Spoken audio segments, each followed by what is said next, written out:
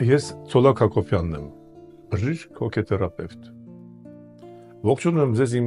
alter ego հոգեբանական օգնության կենտրոնից։ Եվ ինչպես միշտ հրավիրում եմ հետաքրքիր, կարևոր, արդյունավետ հոգեբանական աշխատանքի։ Եօգուտ ձեր առողջության, ձեր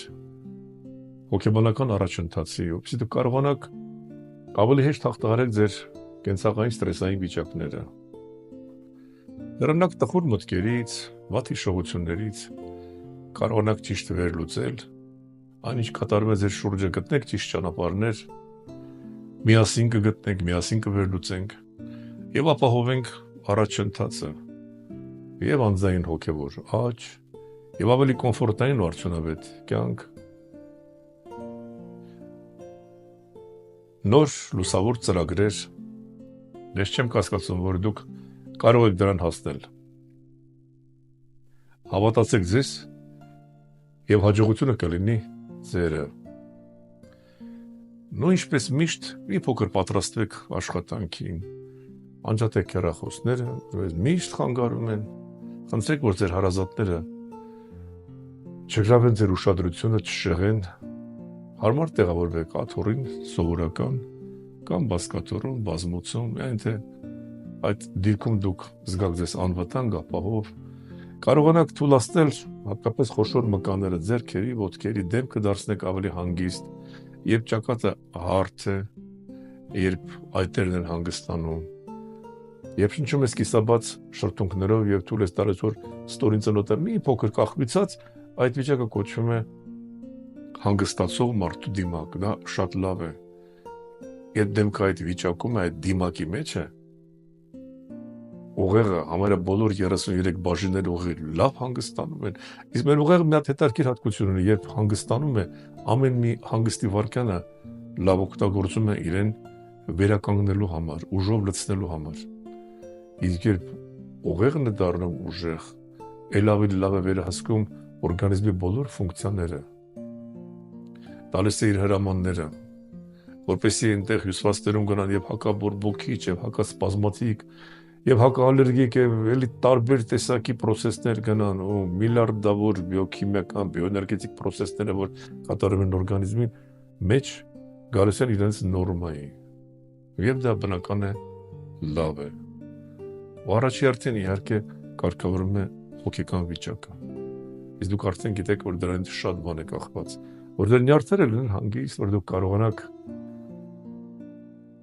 ապրել ուղղակի թեթև ու հեշտ շփվել մարդկանց հետ, հեշտ ազատվել դժվարություններից հոգեբանական եւ ստեղծեք պայմաններ լավ ապրելու եւ երկար ապրելու համար։ Հույսում եմ արդեն ընդունել եք այդ հարմար դիրքը, թույլատրել եք ձեր մարմնի մկանները, ձեռքերի, ոտքերի, հիշում եք միշտ էլ երբ այդ մկանները ենթարկվում են ռելաքսացիայի, առաջանում է ծանրության հաճելի զգացում, իսկապես հաճելի զգացում է։ Կարծես հոգնել է իր ամբողջ օրը, իսկ հիմա հանգստանում ես ու հանգստանում ես լիարժեք, շնչում ես ազատ, թեթև, եւ այդ ընթացքում ավելի ռիթմիկ է աշխատում սիրտը։ Ու ոչինչ այլևս ձեզ չի խանգարում։ Ոչ մի ձայն, կողմնակի աղմուկ, շշուկ, ամբողջ ուշադրությունը էկրանին է։ Իսկ մեր թեման այսօր շատ հետաքրքիր է։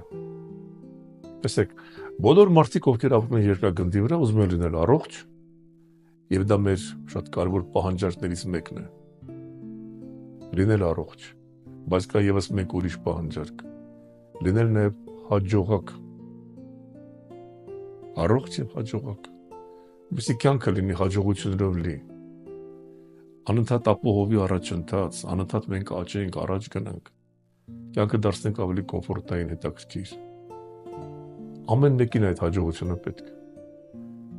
Եթե դուք հարցնեք ձեր շրջապատող մարդկանց, ձեր ընկերներին, բարեկամներին, հարազատներին, տեսնեք, որ մի մասը կհամաձայնվեն, որ իսկապես հաջողակ են կյանքում, բայց կլինեն մարդիկ, որոնք խոսեն անհաջողության մասին։ Իսկ ինչից է կազմվում այդ հաջողությունը, ինչու է մեկի մոտ ստացվում, մյուսի մոտ ոչ։ Այս հարցը միշտ էլ հետաքրքրել է մասնագետներին։ Եվ հա 2000-ական թվականների սկզբին Բրիտանիայում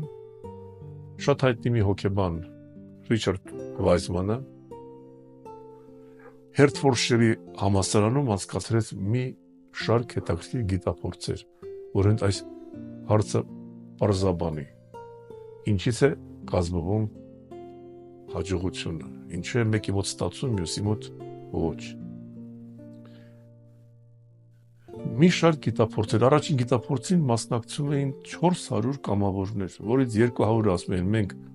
շատ հաջողակ ենք կյանքում, ամեն ինչում, ընտանիքում, աշխատանքում, սիրո մեջ,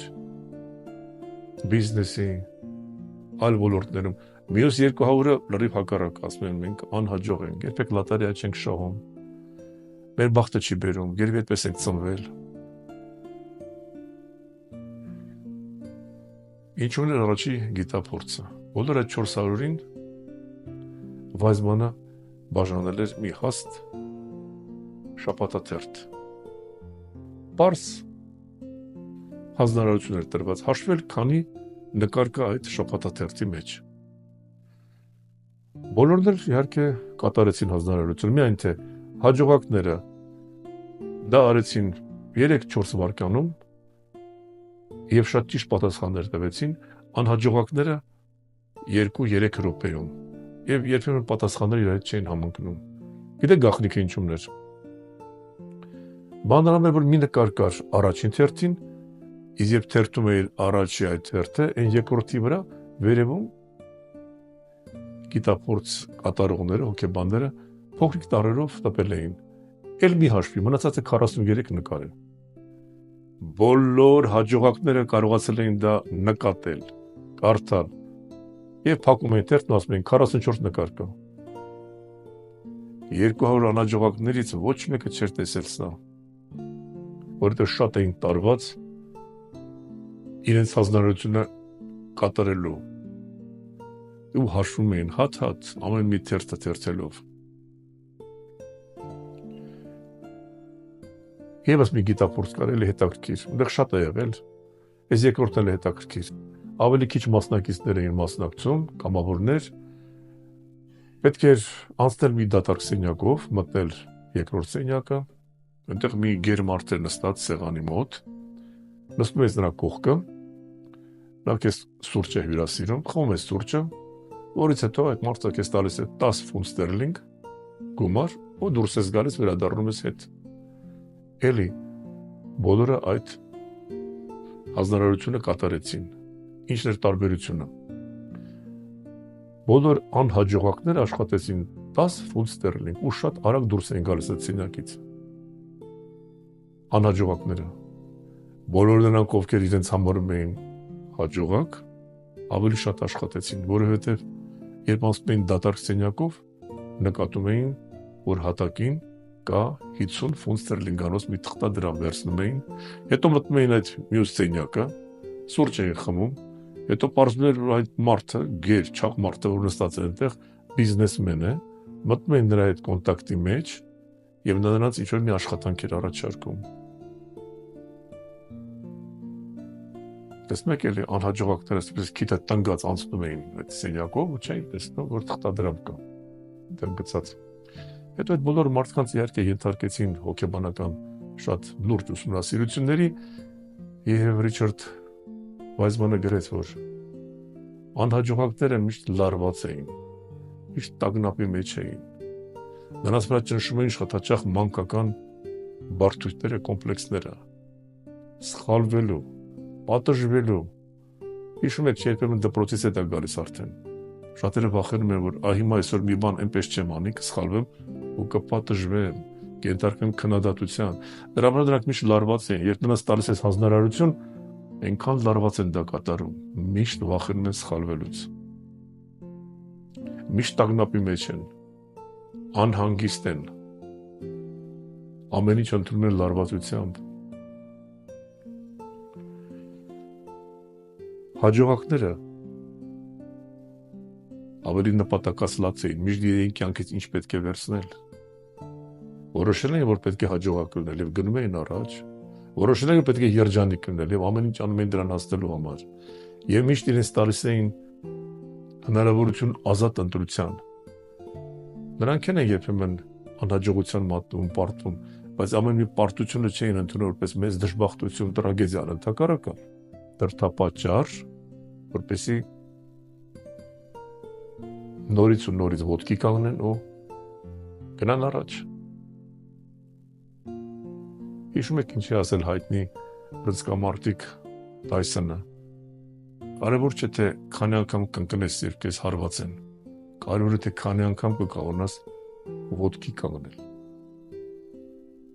Այդ համար եկեք միշտ աշխատենք եւ ես ցանկանում եմ, որ դուք ազատվեք ձեր տագնապներից, ձեր լարված վիճակներից, ձեր հոգեկան գրգռվածությունից, ազատվեք ձեր վախերից, պատժվելու վախից, որ այսպես թրի պես միշտ կախված է գլխի վրա մարդու։ Ես ուզում եմ, որ դուք ձեզ զգաք ազատ, լինեք վստահ, առողջ, կարողանաք ձեր մեջ մշակել ադեկվատ համաչափ ռեակցիաներ, կարողանաք հեշտությամբ հաղթահարել ձեր բացասական ստրեսները։ Ես կարծես մեկ անգամ արդեն ասել եմ, ստրեսներից մարդկանց 70%-ը ենթարկվում է դեֆորմացիայի։ Հիվանդանում է, լարվում է, դեպրեսիայի մեջ է ընկնում, ուղղակի վատ ապրել։ Բայց 30%-ը մարդկանց ստրեսը օգտագործում են որպես տրամպլին ավելի մեծ հաջողությունների հասնելու համար։ Եվ դուք կարող եք այդ 70%-ից անցնել 30-ի մեջ։ Բոլորը կարող են։ Դուք էլ կարող եք։ Ես չեմ կասկածում։ Ես ցանկանում եմ, որ դուք լինեք ուժեղ, լինեք վստահ ձեզ, համբերատար, բարի հոգի, ներողամիտ, կամային, ու էլի նորից ու նորից վստահ եւ հաջողությունը կլինի ձերը։ Եղեք կյանքում հաջողակ։